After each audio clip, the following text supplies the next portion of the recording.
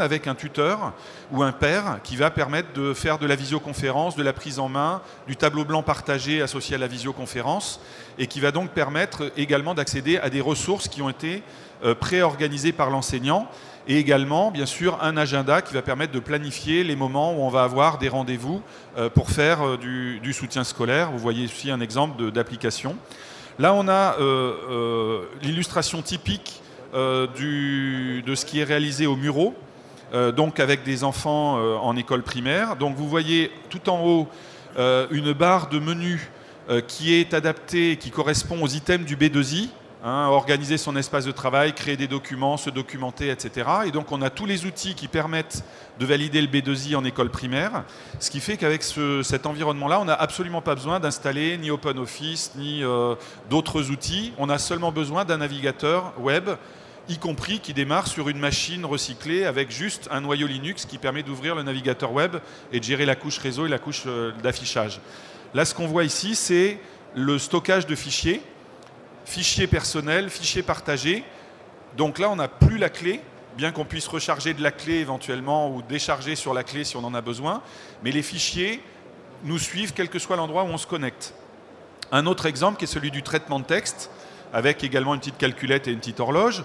Ce traitement de texte va permettre d'ouvrir et d'enregistrer des fichiers au format OpenOffice ou au format Microsoft Office et va vous permettre de faire tout ce qu'on a besoin de faire jusqu'au B2I collège. Donc on peut faire tout ce qu'on fait dans le cadre du traitement de texte au B2I collège avec ce traitement de texte. Ça embarque également des outils de communication, chat, forum, messagerie. Donc là, c'est un exemple de mini-messagerie, c'est-à-dire une messagerie qui n'a pas besoin d'adresse externe, ce qui permet de donner immédiatement à tous les élèves une adresse de messagerie qu'ils vont utiliser avec leurs collègues, mais qui ne routera jamais à l'extérieur. Et il n'y a pas besoin de faire toutes les démarches compliquées qui nous ont été expliquées par le ministère, avec créer des adresses à la poste.net, avoir du spam dessus, etc. Autre exemple aussi tout à fait intéressant, c'est qu'on peut embarquer du contenu.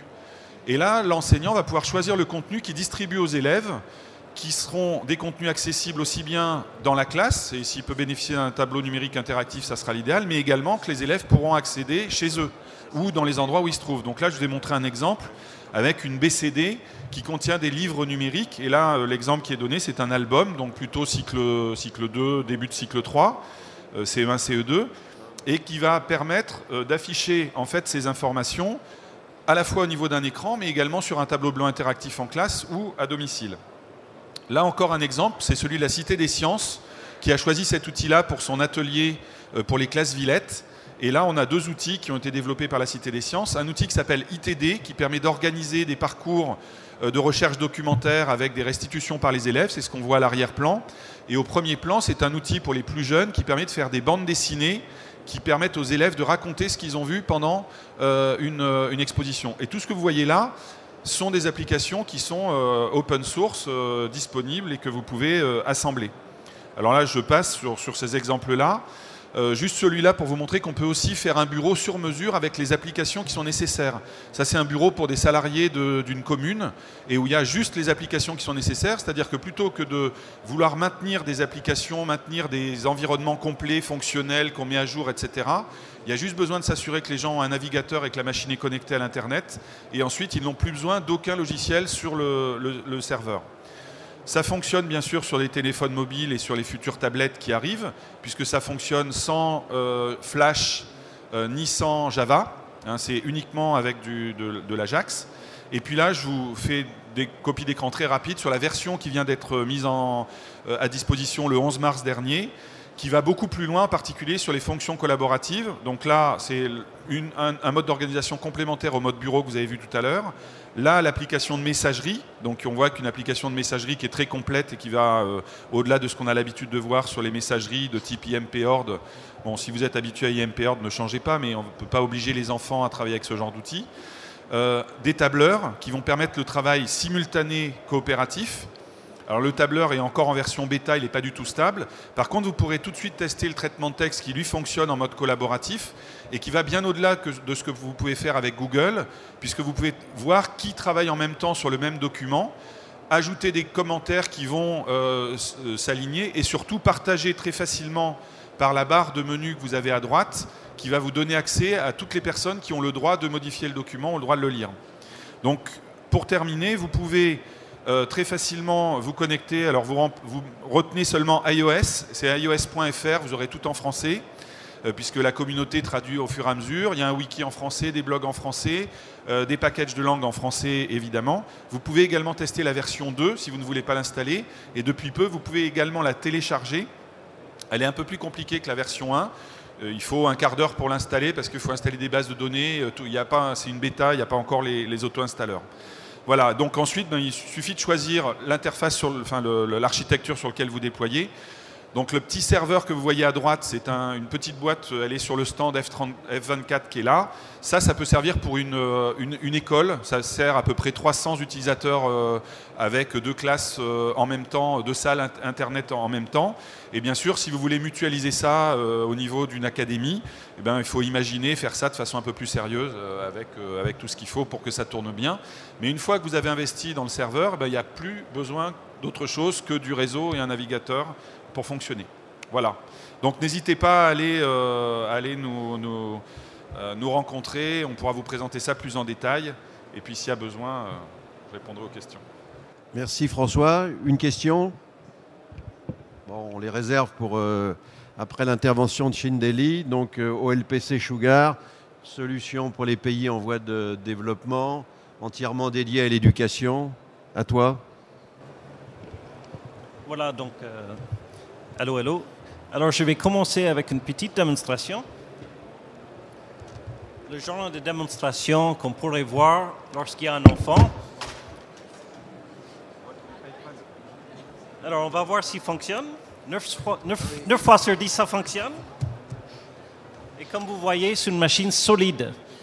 Et il est très nécessaire d'avoir une machine solide dans les pays où cet ordinateur est distribué.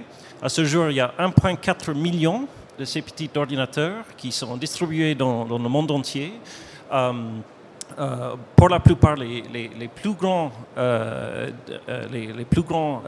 clients, pays de One Laptop per Child sont en Amérique du Sud, mais il y a aussi pas mal de déploiements en Afrique, notamment au Rwanda, où il y a le centre de formation de OLPC.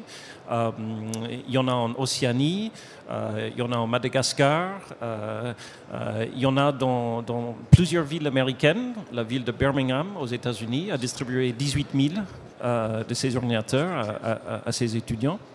Alors, je vais parler un peu de l'interface, parce qu'en fait, c'est une machine géniale, c'est révolutionnaire. C'était le premier netbook, le Asus EPC que vous aurez vu. C'est une copie conforme de l'intérieur de cette machine-là. Mais en fait, ce qui rend cette machine idéale pour les enfants est très spécifique, c'est son interface. Ça s'appelle Sugar, et c'est comme le sucre. C'est une interface conçue dès le départ pour les enfants. L'idée étant de dire qu'une interface classique de bureau, de rangement, la poubelle, tout ça, c'est très bien pour le bureau, c'est très bien pour les adultes. Mais pour les enfants, il faut de plus simple, il faut de colorier, il faut de très simple à apprêter. Donc, notamment, on ne voit qu'un seul écran à la fois. On n'est pas dans une multi-fenêtre, on est dans une seule tâche à la fois. On ne va pas se compliquer la vie. Alors, il y a quelque chose de très sympathique avec ces machines. Enfin, celui-là n'a pas fait, c'était l'autre. Oui. Voilà. Alors, vous ne voyez pas très bien, mais ça, ce sont tous les réseaux Wi-Fi ici au salon. Le petit bonhomme qui est au milieu, c'est cet ordinateur-là. L'autre bonhomme, c'est l'autre ordi qu'il a trouvé tout seul. En fait, dans le cadre de la classe, ces ordinateurs-là, ils sont tous ensemble. Ils peuvent partager les activités. On ne parle même pas d'application, on parle d'activités pour les enfants. Ils peuvent collaborer ensemble. Bien évidemment, l'enseignant aussi. Un fait intéressant, marquant de l'interface Sugar, c'est que l'enseignant n'a pas un rôle primaire par rapport aux enfants. C'est exprès. L'enseignant, en fait, est à pied d'égalité dans le réseau qui montait ensemble. c'est un choix.